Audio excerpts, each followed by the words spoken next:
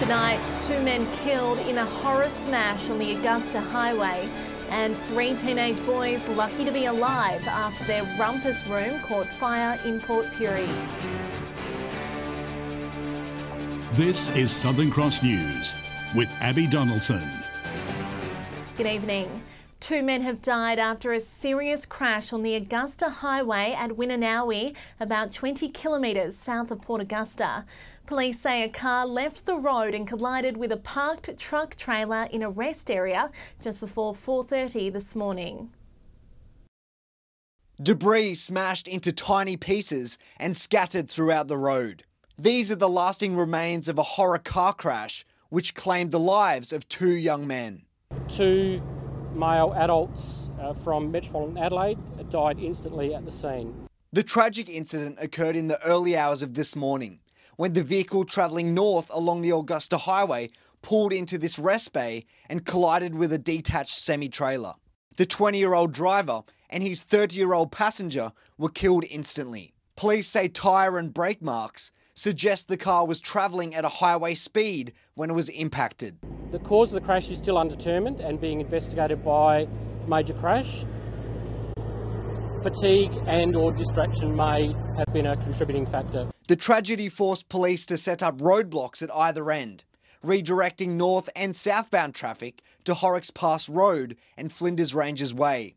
Though drivers of big vehicles had to wait out their time, the alternate roads unable to cope with the heavy loads. Oh, you can't get through, so that's it. We're just sitting here, having an early lunch. This horror crash now takes the state's road toll to 45, compared with 55 at the same time last year. Major crash investigators will continue their investigation in the coming days. Garth Burley, Southern Cross News.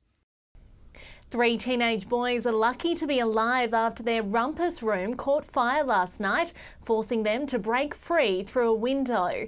The cause of the blaze is believed to be accidental, but has left a damage bill of around $30,000.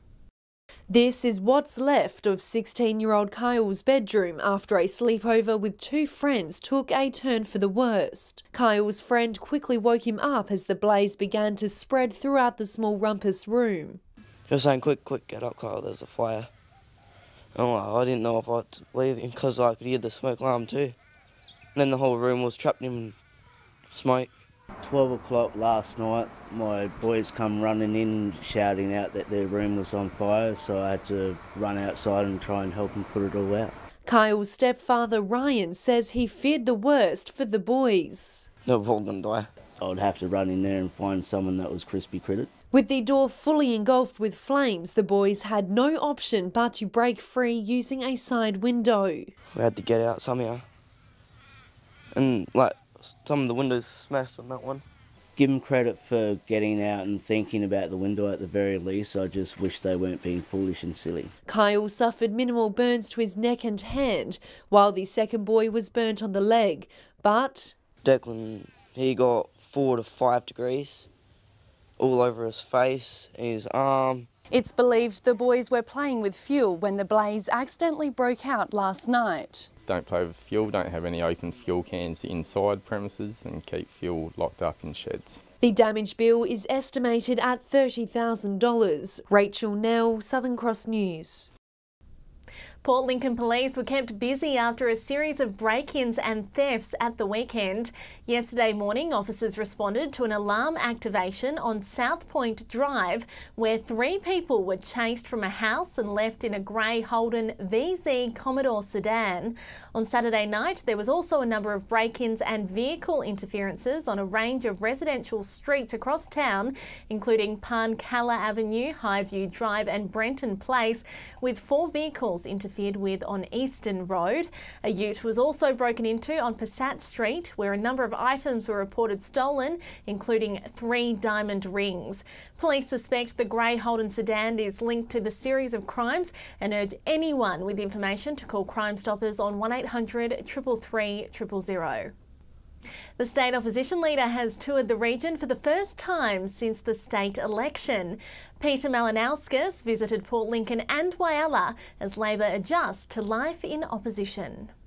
Peter Malinowskis was in demand today as he set foot on the EP for the first time since he was elected Labour leader. He visited the local marina this morning, making friends with some of the city's most recognised faces.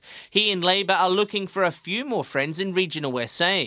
Bar Whyalla, the party was thumped in all other country seats, something the new leader says has to change. My challenge now as leader and us in opposition is to get out there and work out where we got things wrong, work out where things were on the right track. He spent time chatting to voters last night and received a briefing from GFG Alliance about the steelworks this morning. He then met with the local hockey association about a new sporting complex.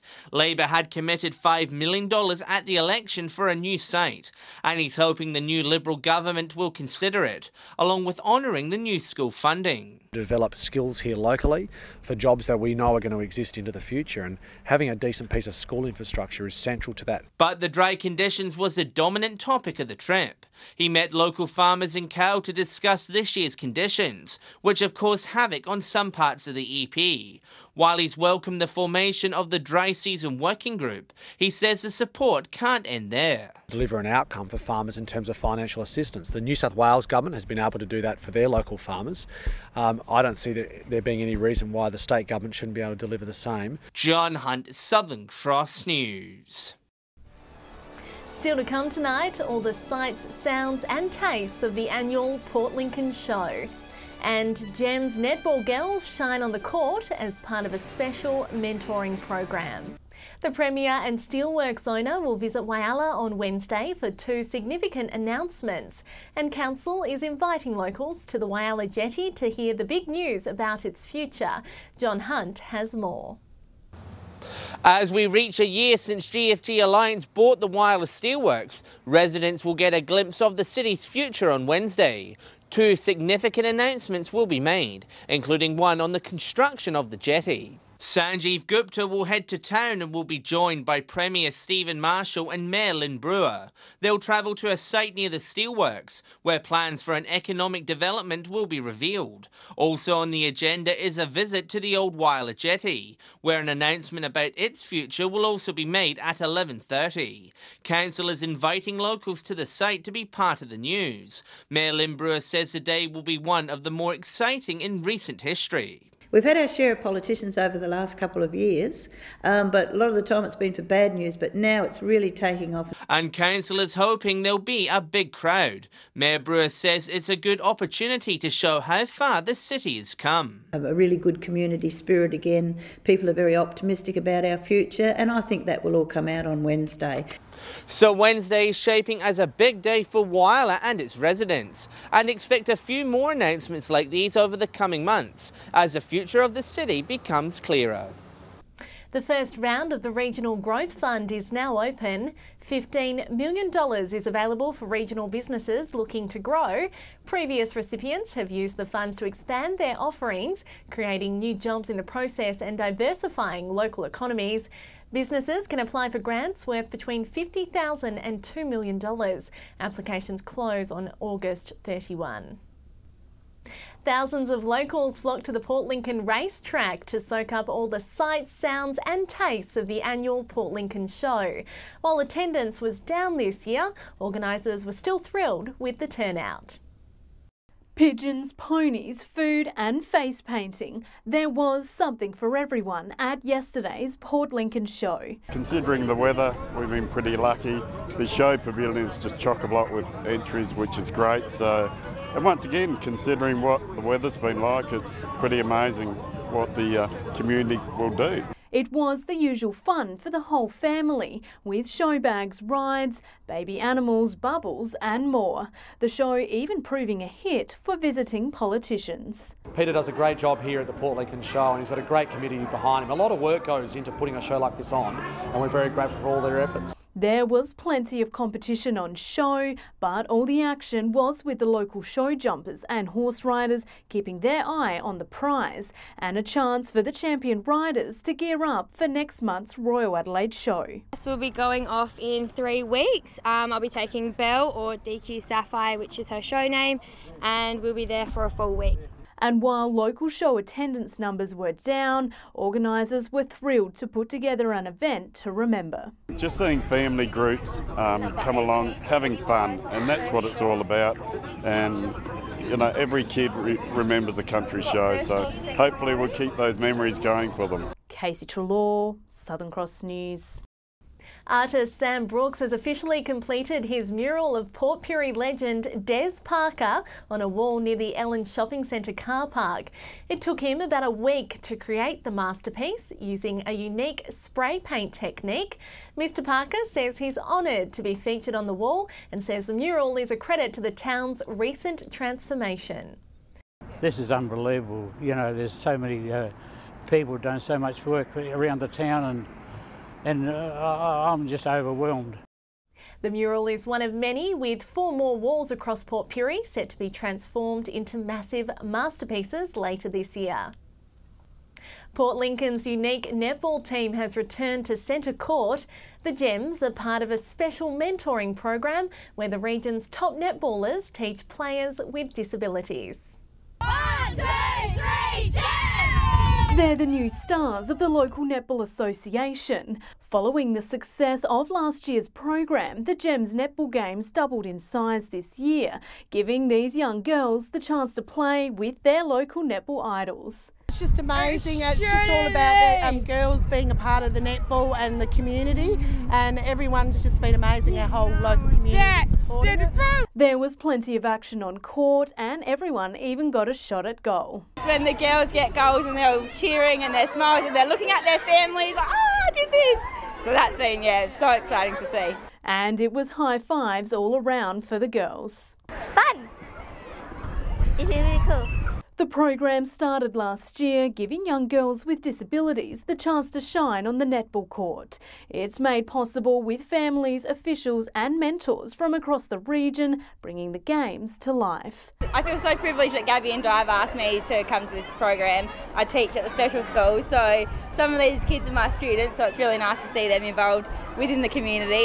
And with more families and young players keen to take a position on court, there's talk of the program growing bigger again next year. Last year it started with the two games, and this year expanded to 4, so I'm sure it'll be bigger and better next year. Casey Trelaw, Southern Cross News. What a great program. Stay with us after the break. A Broken Hill darts player takes on a world champion at the Melbourne Darts Masters. And more sunshine is on the way this week. I'll have all the weather details soon. Broken Hill dart player Ray O'Donnell almost caused one of the biggest upsets in World Series darts history at the weekend. Ray took on 4-time world champion Raymond van Beerveld in the first match of the Melbourne Darts Masters.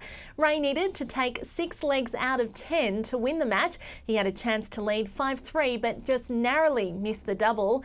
Unfortunately, Van Beerveld came back to win 6-4. It was Ray's first ever game on live television, with the whole world watching his exceptional performance. Well done, Ray. And now for a wrap of all the weekend's footy action. Garth Burley is in Port Augusta. And Garth, South Augusta remain unbeaten on the top of the ladder, but it wasn't without a fight from Centrals. That's right, Abby. It was brewing as a possible upset of the season, with Central only trailing by 10 at three-quarter time. But South shifted up the gears in the final quarter to notch a comfortable win. South was slow to start, facing stiff resistance from Centrals in midfield. Goals from both teams saw the game interestingly poised at the end of the third. Central scrambled to reduce the margin, although it was the experience of South that showed, kicking 5 unanswered goals to win by 41. While Port held off a late fight back from Solly's to win by 16 points, and proprietary Risdon made light work of West Augusta. In Port Lincoln, Marble Range extended its run at the top with a victory over Tasman. They are closely trailed in second by Wayback, who beat Lincoln South. And Mallee Park scored a win over the winless Tigers. In the Great Flinders League, Cummins Kapini booted 16 majors in their win over Air United. United Yelena remain unbeaten after an away win over Tumby Bay. And Locke came away with a 9-point victory over the Magpies. In Wyalla, there was a shock upset, with the 5th place Rupina toppling North Wyalla, who were tied for first with West Wyalla and vying for the minor premiership. A win to West Whyalla over Central means they now move to the top, and South Whyalla had an easy win over Wirroona Bay. In the northern areas, Broughton Mundura claimed honours in the mid-table battle with Southern Flinders, and wins also to Crystal Brook and Uraroo. On the York Peninsula, Wallaroo kicked 14 goals in their 31-point victory over the Crows. Moontura holding strong in second place after a comfortable win over Butte. And in the other games, two close contests saw Southern Eagles record a 17-point win and Pascoeville edged home in a thriller by 3 points. And finally to Broken Hill, a huge win to North over West, and South made easy work of Central. So some interesting results as we creep towards the finals. Back to you, Abby. Thanks, Garth. Not long now, and time now for the weather with Amy. Thanks for that, Abby. It was a mostly sunny day around the region. However, temperatures were slightly cooler. Port Augusta reaching 19, 18 the top for Whyalla. Meanwhile, Broken Hill and Port Lincoln sat a degree or so below. Checking the satellite now, and scattered cloud across the state is causing showers and small hail, mainly in the southeast. Showers will be frequent in the southeast and least frequent and lighter in the west. Skies are mostly clear in the far north with drier winds. If you're heading out on the waters tomorrow, northwesterly winds will be picking up to 30 knots, while seas will be reaching up to 1.5 metres. Early birds can catch the sunrise just after 7 a.m, while it will set at 5:48. Another mostly sunny day tomorrow, however winds will pick up in some districts, temperatures rising into the 20s in Port Augusta and Whyalla, windy conditions expected for Port Lincoln, Coffin Bay and Woodna. The chance of showers developing in Port Lincoln from midweek, Friday reaching a high of 16. Cleve and Woodna could also see some wet weather later this week, with maximum sitting in the mid to high teens. Whyalla will see some cloudy skies, however fine conditions are predicted leading into the weekend, Friday a top of 20 degrees. Similar conditions in Port Augusta, meanwhile in Kadina some showers from Wednesday and reaching a top of 17 on Friday. After a few mostly sunny days in Port Pirie, there could be a few showers on the way, Thursday reaching 16 before a fine Friday and a top of 19 degrees. Clare will remain slightly cooler once again this week with more wet weather on the way, 12 on Thursday. And in Broken Hill, after a run of the warmer temperatures, maximums will drop down into the teens, although the fine conditions will be hanging around. So Abby, while some parts are set to see some wet weather again, it's looking like a mostly fine week ahead. Thanks, Amy. And that's the local news from the team this Monday. Enjoy your evening. Good night.